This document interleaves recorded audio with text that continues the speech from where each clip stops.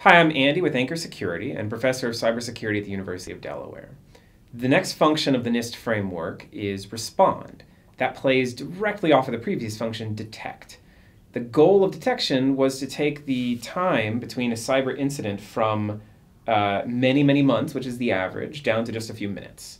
So now the question is, what do? Right? You're under attack in this very moment, and you've detected it because you've done your homework and you put in a system.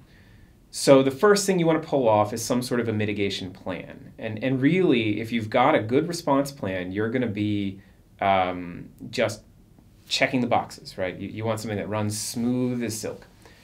To mitigate a cyber attack, you want to know that the boxes that have been infiltrated are quarantined, that the attack isn't spreading itself into other parts, and to know that you don't know exactly how bad that might be, and that's a tricky thing. So to have an automated system that can do some sort of quarantining or kind of an emergency response plan here is very important. The next thing you probably want to do is some sort of forensic analysis on your situation.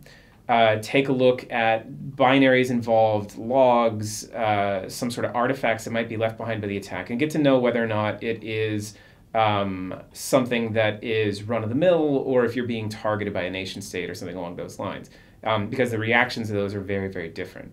I had a client that just put out a Wikimedia page. They wanted to do a wiki for their team.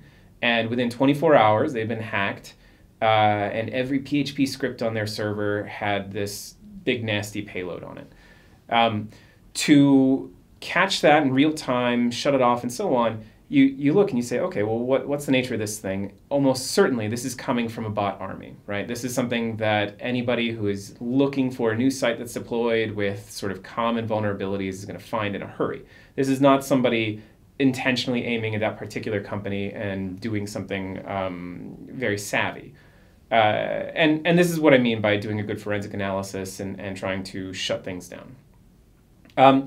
Once you know that you've stopped the threat, and you've correctly identified what's happening, then you want to move into a communications plan where you talk with your shareholders, your team, and possibly even law enforcement to pull in the right kind of assistance or to make sure that your public image isn't too damaged by what's happening here.